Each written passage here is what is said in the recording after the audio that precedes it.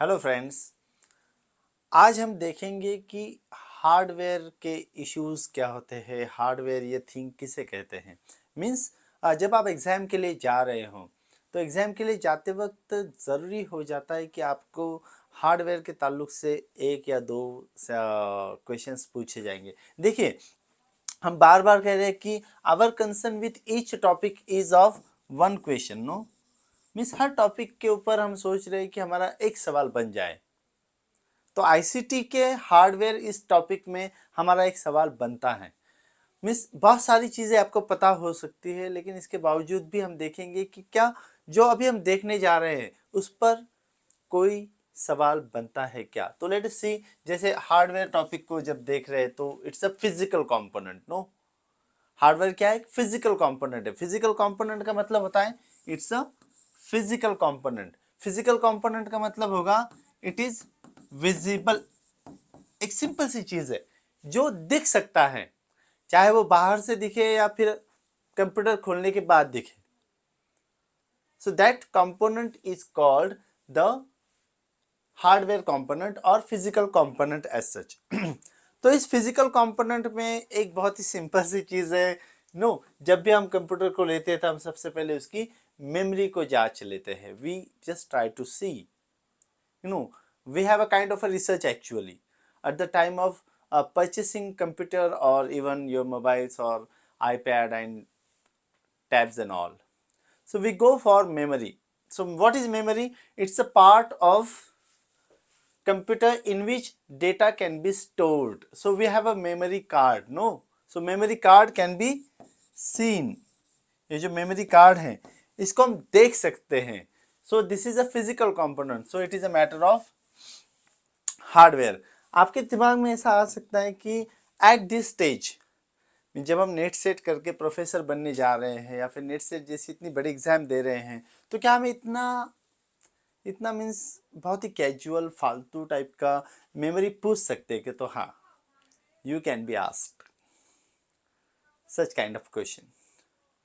क्योंकि आईसीटी जानने वाले और आईसीटी में जिनका फैकल्टी है उनके लिए ये बहुत आसान हो सकता है, लेकिन जो arts and fine arts, humanities और जो दूसरी दूसरी फैकल्टीज है सोशल साइंसेज से जुड़ी हुई, शायद उन लोगों को ये बातें ना पता हो। इसीलिए हार्डवेयर इस इश्यू को हम देख रहे हैं। जिनका ऑलरेडी कंप्यूटर साइंस को बिलोंग करते हैं, कंप्यूटर एप्लीकेशन को बिलोंग करते हैं, जो बहुत ज़्यादा कंप्यूटर के ताल्लुक से जुड़े रहते हैं, उनके लिए शायद आज का टॉपिक इतना इम्पॉर्टेंट नहीं रहेगा। फिर भी मैं चाहूँगा कि आप सवाल ढूंढने के चक्कर में इस टॉपिक को देखें। सो लेट अस सी हम और क्या कर सकते हैं।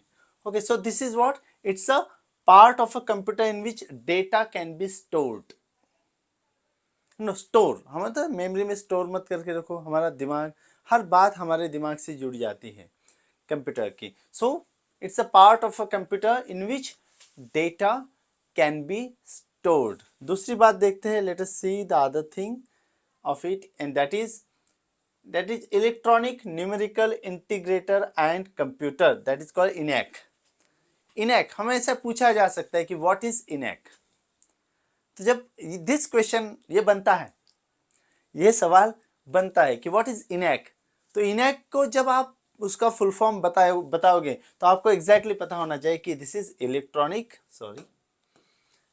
Electronic numerical integrator and computer. ये पूरा पता, ये बार बार आपको रटना पड़ेगा, बार बार इसको आपको सामने रखना पड़ेगा। शायद आपको ऐसा भी पूछेंगे कि क्या इनैक ये हार्डवेयर है, सॉफ्टवेयर है, या कुछ और है। This can be asked. It had announced in 1946। It was the first electronic computer.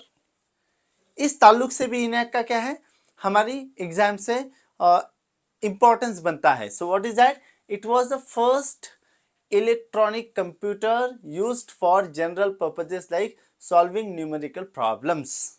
So here is an image of ENIAC. No, तो किसके लिए था ये? It was the first electronic computer used for general purposes like solving numerical problems. Numerical problem, इसीलिए इसमें क्या है, electronic numerical integrator and computer, so that has become the thing ENAC. That's so simple. में से बहुत आसान भी हो सकता है, बहुत मुश्किल भी हो सकता है। नो, कौन सा कंप्यूटर फर्स्ट था, ENAC था या कुछ और थे? तो आपको इस बात को मीन्स पक्का अपने दिमाग में सेट करना पड़ेगा कि मैं कैसे जा रहा हूँ, what is my approach to see things. चीज़ों को मेरा देखने का मेरा अप्रोच क्या है। और जब तक हम इन सारी छोटी छोटी चीज़ों को देखने का अप्रोच नहीं बनाते, हमारा लॉजिक सेट नहीं हो सकता। सो आगे बढ़ जाते हैं, आप इसको देखते रहिए। I will be providing you all the data in the form of that PDF after we have completed everything, and then we shall be going for solving the question and answers of the same. At that time some data in the form of PDF will surely be provided to you, not to worry about that. यही data, ये जो सब कुछ मेरे पास है, ये मैं आपको प्रोवाइड करने वाला हूँ। Other is the thing that is EDSAC. No, that is what? It was an early British computer. So there are two computers generally are talked about. One is that the one that is the British and the other is American. And then we come to at the end of this PDF, no, that is Param computer. No, तो इस परम की तरफ जाएंगे तो हमें थोड़ा अच्छा लगेगा कि हाँ, हमने भी कुछ कंट्रीब्यूट किया है। All right, so electronic delay storage automatic calculator. So it was the early British computer. ये शायद आपको नहीं पूछेंगे बिकॉज ये बहुत ही स्पेसिफिक सवाल बन जाता है। इतना स्पेसिफिक सवाल जो लोग इससे जुड़े नहीं हैं उनको पूछना, मैं नहीं मानता कि जो भी नेट सेट के पेपर सेटर है उन्होंने इस टाइप का सवाल बनाना चाहिए, लेकिन फिर भी हमें पता होना चाहिए। It was the second electronic digital storage program computer to go into the regular service. So first पूछ सकते हैं and then you can be asked the question which was the second one. Because बहुत बार paper setter के दिमाग में ये चल रहा होता है कि बच्चे शायद पढ़ाई कर ले कि फर्स्ट कंप्यूटर कौन सा आया था, लेकिन बच्चे शायद इस बात की तरफ ध्यान ना दें कि सेकंड कंप्यूटर इलेक्ट्रॉनिक कंप्यूटर कौन सा था। तो अगर सेकंड इलेक्ट्रॉनिक कंप्यूटर हमें पूछा जाएगा तो दैट इज EDSAC। नो, फिर हम थोड़ा आगे बढ़ते हैं and we shall see, means आप जल्दी जल्दी जाएंगे भी ना, we shall not stay for a longer time. That is universal automatic computer, that is UNIVAC हम जिसे कहते हैं। So that is the American computer and it design for business and administrative use with fast execution of arithmetic and data transport operations. No, तो ये बहुत important चीज बन जाती है, first American computer, you know, and this was designed for business and administrative purposes. So far business is concerned, so fast execution, no, execution of arithmetic and transport data transport operations. ये सारी बातें miss logically आप कैसे समझोगे, मेरा ध्यान थोड़ा सा इसकी तरफ है। मैं चाहूँगा कि आप सिर्फ बातें देखते मत जाइए, थोड़ा कोशिश करें समझने की। जैसे मैं कैसे समझता हूँ अमेरिकन लोगों में, because I teach literature also. So जब मैं अमेरिकन लिटरेचर पढ़ाता हूँ, इतने 18-20 साल से पढ़ा रहा हूँ, तो अमेरिकन मेंटालिटी के ऊपर हमें जाना पड़ेगा कि ज़रूरतें सिर्फ चीज़ों से पूरी नहीं हो जाती, चीज़ों के साथ साथ जब अपडेट्स में जाते हैं तो आजकल बड़ी जल्दी मची है। नो, जल्दी जल्दी काम करना चाहिए। देखिए बहुत बार हम 2G से 3G पर आए, 3G से 4G पर आ गए, 4G से 5G पर, और हमें जल्दी जल्दी डेटा प्रोसेस होना चाहिए, ट्रांसपोर्ट होना चाहिए, एक्सचेंज होना चाहिए, हमारे काम बहुत जल्दी से निपटाए जाने चाहिए। इस होड़ में हम लगे रहते हैं and Americans are at the top in this regard. और फिर उन्होंने जब इस कंप्यूटर को इजाद किया तो it was very specifically design for business and administrative purposes. और बिजनेस में सबसे इंपॉर्टेंट बात क्या होती है, what is the most important? Fast execution of arithmetic and data transport. Arithmetic बोले तो जो भी arithmetic, because business is equal to economics, economics is equal to money, monetary transactions, monetary transactions का मतलब होता है बैंक्स, बैंक्स बोले तो अरिथमेटिक कैलकुलेशंस, कैलकुलेशन से जल्दी नहीं होंगे तो दुनिया ठप हो जाएगी। हमने इसको मीन्स बार बार देखा है कि जब इंटरनेट स्लो हो जाता है तो क्या होता है, हमारा जब डेटा एग्जॉस्ट हो जाता है तो क्या होता है, पर डे डेटा जो हम लेते हैं 2 GB डेटा वो एग्जॉस्ट हो जाता है, तो हमारी फाइल्स जब रुक रुक कर चलने लग जाती है तो व्हाट वी फील। और ये बड़े पैमाने पर एक देश एक दुनिया के पैमाने पर जब ये बातें होती हैं तो बहुत ज़रूरी हो जाता है कि थोड़ा फास्ट एग्जीक्यूशन की तरफ जाना पड़ता है। And in this regard this American computer was designed for business and administrative purposes, specifically thinking in terms of the fast execution of arithmetic and data transport operations, जो एक आम लेवल पर हम भी चाहते हैं कि मेरी फाइल फौरन आपके इसमें चली जाए, नो इमीडिएटली। मीन्स हर वो कंपनी, हर वो कंप्यूटर बेचने वाला, लैपटॉप बेचने वाला, मोबाइल बेचने वाला चाह रहा है कि I should update my self in the form of this fast execution, in the form of this fast data transport operations। और इसीलिए फिर हमारे पास जेंडर भी होता है, टेलीग्राम पर भी बातें चली जा रही है नो, जैसे WhatsApp is one of the things we use, लेकिन व्हाट्सएप पर एक लिमिट दिया है फाइल ट्रांसफ़र होने का। इसी लिमिट को फिर टेलीग्राम ने जब राइवल बनकर वो आया है, एक कॉम्पिटिटर बनकर जब आया है, तो टेलीग्राम इस बात को थोड़ा सा अपडेट करता है और उस पर फाइल या फिर कोई फिल्म होगी, बड़ी फिल्म भी हम देख सकते हैं कि टेलीग्राम पर बहुत जल्द ट्रांसफ़र कर सकते हैं, हम उसको ट्रांसपोर्ट कर सकते हैं। तो this becomes very important step in the world of this fast execution of things of this sort।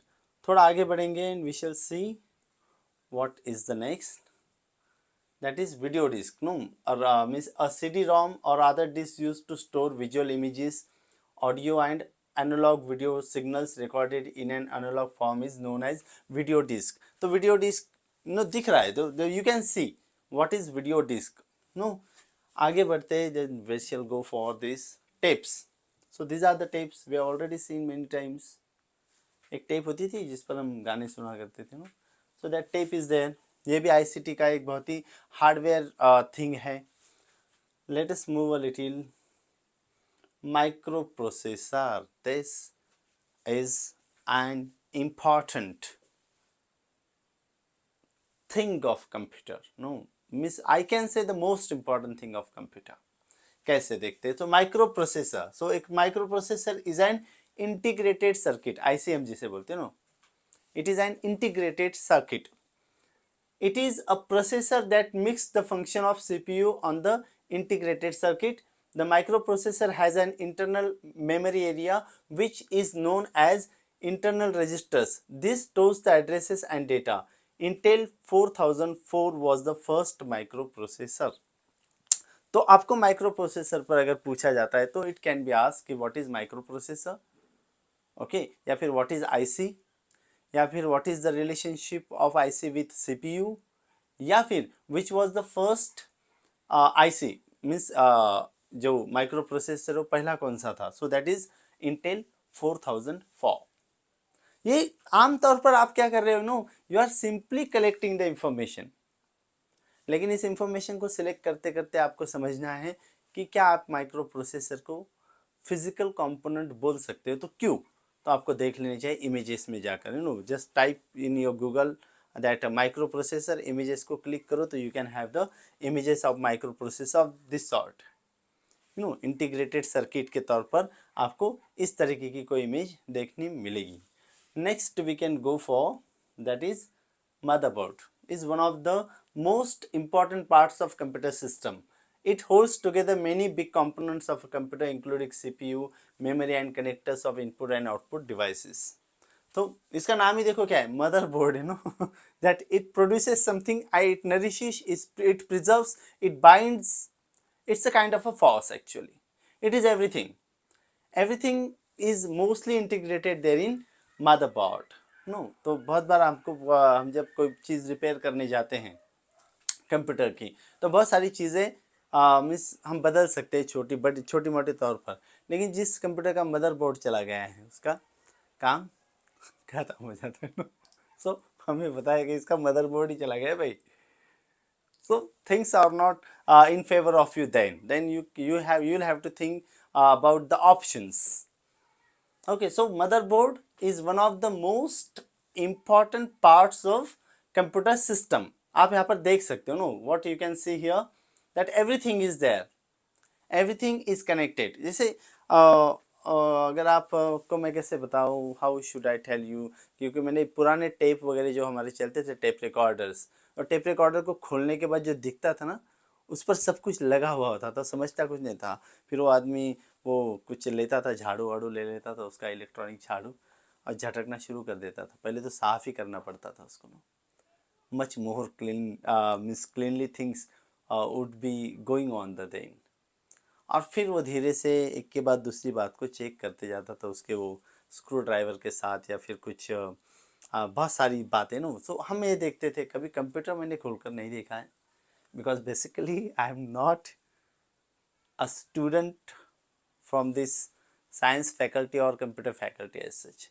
लेकिन बिकॉज लैंग्वेज की फैकल्टी से मैं बिलोंग करता हूँ, तो मुझे इतना समझ में तो आ जाता है कि जो भाषा अच्छे से जानता है वो लॉजिक अच्छे से जानता है। और लॉजिक और कंप्यूटर का तो बस ऐसा समझ लो कि माँ और बेटे का रिश्ता है। नो मीन्स जो लॉजिक समझता है वो कंप्यूटर समझेगा, और जो कंप्यूटर समझने का दावा करता है तो मान लो कि उसे लॉजिक पूरी तरीके से अच्छी तरीके से पता है। सो this is what means computer is nothing but the logical language, you know, the use of computer, the execution of computer, the invention of computer, you know, the languages of computer, they are all nothing but the part of logic.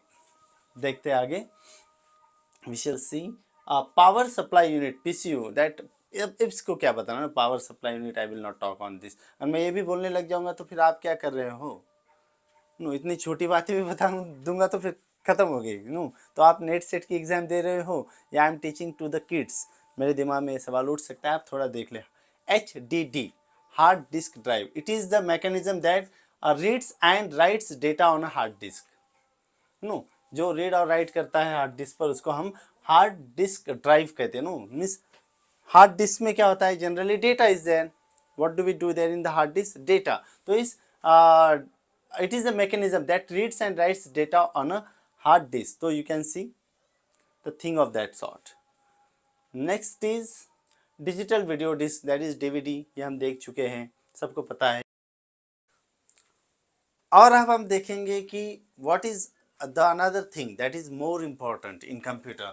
और computer में हम सबको पता ही है कि computer में ये जो कीबोर्ड वाली बात है, ये बहुत ही इम्पॉर्टेंट चीज़ है, सबको पता है, इसको ज़्यादा बताने की कोई ज़रूरत है नहीं। ये एक तरह का टाइप राइटर है, no, it's a typewriter of a computer. फिर हम देखते हैं माउस, ये भी हमको पता है कि what is mouse, is an input device है, no, it's an input device and it is no pointing device है वो, ये भी हमको पता है। Then we can go for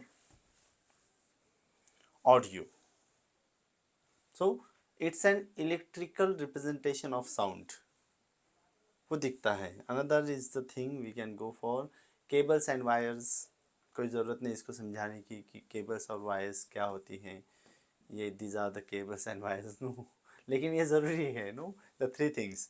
means आप एक्चुअली अगर कंप्यूटर पर काम करना चाहते हो या फिर कनेक्ट करना चाहते हो। सो देखते हैं हम कि एक्सपेंशन कार्ड्स क्या होते हैं। So what are the expansion card, उसका नाम ही देखो क्या है, एक्सपेंशन, एक्सपैंड करना। नो, एक्सपेंशन कार्ड क्या करेंगे, this expansion cards will do expand, you know, expand करना, expand the functionality of computer, computer की फंक्शनैलिटी को जो एक्सपैंड करेगा उसे हम एक्सपेंशन कार्ड के तौर पर जानेंगे। Then we have the graphic cards, तो बहुत बार हमें अगर बहुत ही ज़्यादा काम करना है, कुछ ग्राफिकल वर्क्स करने हैं, कुछ वीडियो के ताल्लुक से कुछ काम करना है, एनिमेशन के ताल्लुक से कुछ काम करना है, गेम्स को लेकर कुछ काम करना है, तो we go for this graphic cards as such. So इस ग्राफिक कार्ड को देखते हैं कि video card connects to a motherboard of a computer system and generates output images to display। तो ये बहुत ही मीन्स थोड़े से अलग डिवाइसेस है, they are not directly connected to computer, वो बाहर से हम उन्हें कनेक्ट कर सकते हैं। Another is the thing, then we go for this network adapters. So this are the network adapter, जो नेटवर्क को अडेप्ट करते हैं, नो, अडेप्ट करना। सो प्लीज़ मैं आपसे means I will request you आप सभी से मैं रिक्वेस्ट करूंगा कि ये जो सारी टर्मिनोलॉजी हम देख रहे हैं, technical terminology, computer terminology, or hardware terminology, whatever you call it. So you need to see the names of the terms means we are discussing about. No, so when we say network adapter, adapt करना, no, तो adapt करना ये बात आपको पता होनी चाहिए. What is the meaning of adaptation, adapter? No, तो ये बात पता रहेगी तो easily you can say it provides the interface करता है. क्या करता है? It provides the interface between a computer and network connections. तो नेटवर्क ये केबल आप देख रहे हो. So can you see the cable? So this cable, this is called USB 1. No, तो इसको जब हम देखते तो it is connected to a computer and something we get then. No, kind of a network. जैसे मेरे मोबाइल को लेकर या मेरे किसी दूसरे आईपैड को या फिर दूसरे कंप्यूटर को या किसी और चीज़ को लेकर जब मैं कनेक्ट करता हूँ तो वो जुड़ जाता है उस नेटवर्क के साथ. नो, दो there is a kind, it's a kind of a bridging, bringing things together. That way we should think. Then we have the fax machine. No, तो facsimile इसे कहते हैं. Facsimile, that is called facsimile.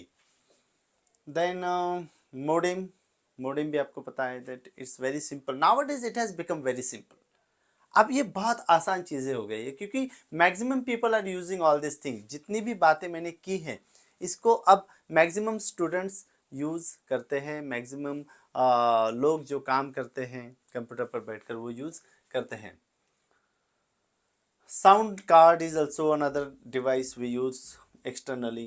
Then CPU, जिसको हम central processing unit कहते हैं. No, so it is the brain of computer. इसको computer का ब्रेन कहा जाता है क्योंकि सब कुछ इसमें होता है. Everything happens there in central process. इसका नाम ही देखो क्या है, कितना प्यारा नाम दिया है, central processing unit. It is the unit that centrally processed.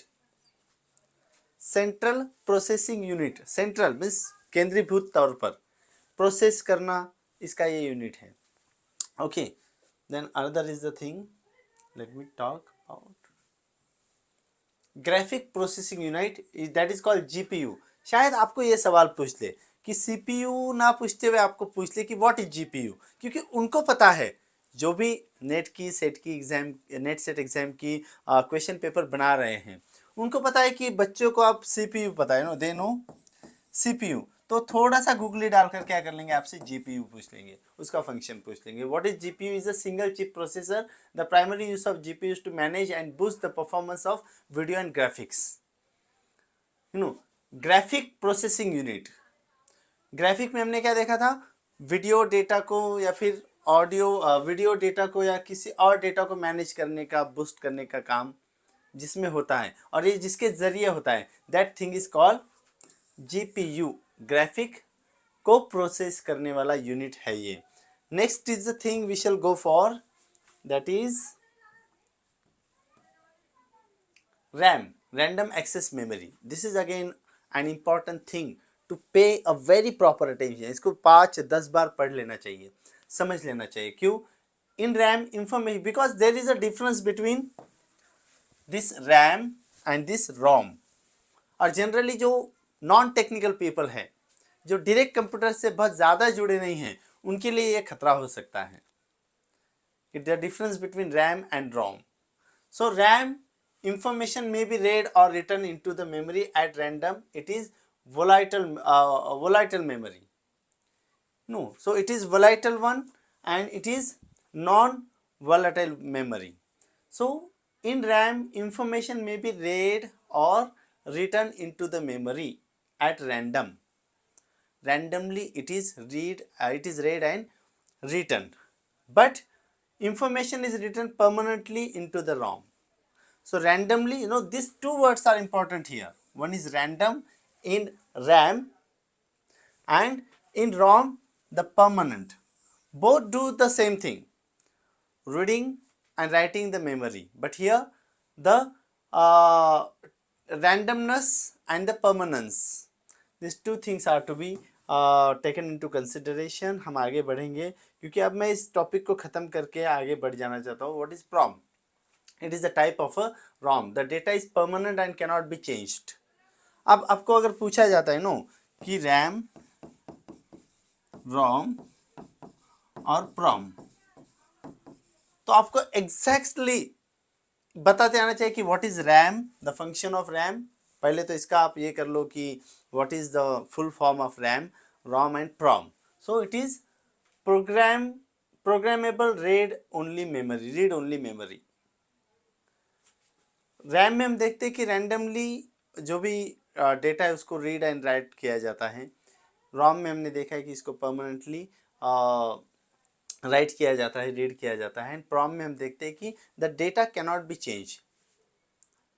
The data cannot be changed, उसको बदला ही नहीं जा सकता permanently. The data is permanent here in this way. Another is the thing we shall go for EEPROM. It is special type of memory that retains its contents until it is exposed to ultraviolet light. और ये जो EEPROM है that is what erasable programmable read only memory. Erasable, erase, जिसको erase किया जा सकता है when it comes in contact with this ultraviolet light.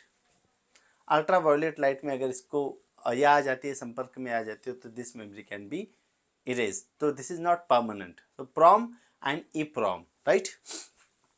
Another is the thing, जैसे आपको पूछ सकते हैं कि इज इट मीन्स EEPROM में या फिर PROM में ये जो P है, what P stands for. So generally हम बोल देंगे परमानेंट. मीन्स जनरली मैं जो बातें कर रहा हूँ कि permanent. So it is programmable,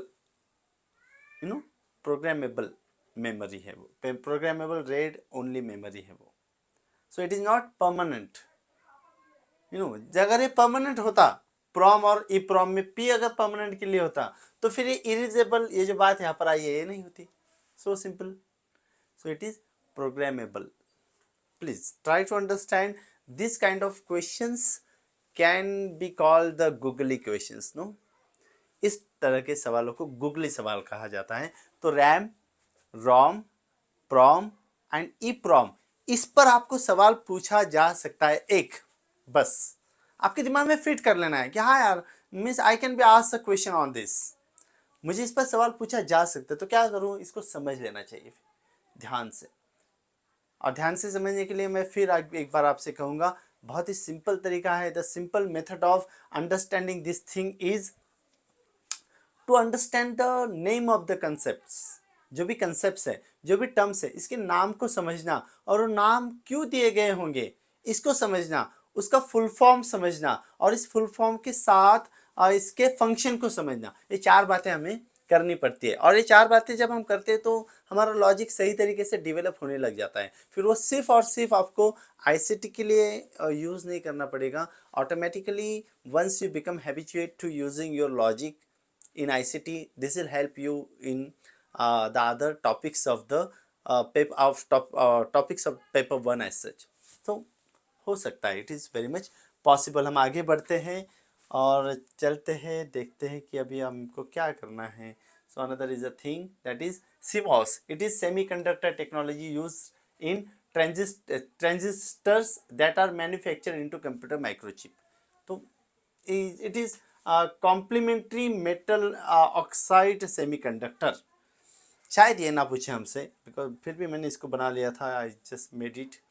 floating point processing unit, then mass data storage device, then ODD. It uses laser light to read और write data on optical disc.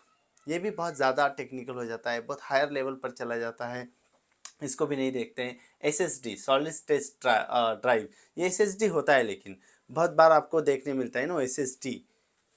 No, what is SSD? It is a solid state storage device that uses integrated circuit assemblies as memory to store data permanently data store करने के लिए इसका इस्तेमाल किया जाता है. Then output devices are there. So when we go for this output devices, the plotter is there, excuse me, plotter, modem, cathode ray, tube, virtual display unit, printer. Then we have in printer, just see,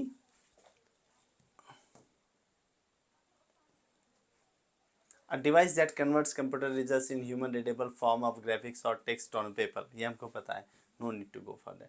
types of printers, dot matrix, then ये नहीं बताऊंगा मैं, inkjet printer, ये बहुत ही common, बहुत ही आम चीज़ें हैं। Then laser printer, then line printer are there and then we go for daisy wheel printer, ये प्रिंटर के सारे टाइप से। Then we go for this input devices like keyboard, optical scanner, optical character reader, magnetic character reader, and then we come to the last point of this hardware, and that is Param 10,000. Param 10,000, is it? No. So it is the name of Asia's second biggest computer. ये Asia का सबसे biggest computer, and it is developed in March 1998। March 1998 में इसको बनाया गया, develop किया गया by the centre for development of advance computer, जिसे हम सीडैक कहते हैं, पूना, वहाँ पर इसको बनाया गया है, डेवलप किया गया है, दैट इज़ कॉल्ड परम computer. So thank you very much for watching the video. आप इसको सही तरीके से लॉजिकली समझने की कोशिश करें कि ये सारी बातें आपको बहुत ही आसानी से समझ में आ जाए। अगर आप ऐसा करते हो तो ये पेपर 1 का जो झमेला है ये आपके पीछे से छूट जाएगा और आप आसानी से पेपर 2 की तरफ ज़्यादा ध्यान देकर अपनी पढ़ाई को जारी रख सकते हो, एग्ज़ाम पास कर सकते हो। Thank you very much for watching the videos. अगर आपको ये वीडियो अच्छी लगती है तो ज़रूर इसे लाइक करें, कमेंट करें, शेयर करें, सब्सक्राइब करें और बेल आइकन को दबाएं, ताकि नेक्स्ट वीडियो आपके सामने मैं सबसे पहले रख सकूं। Thank you very much.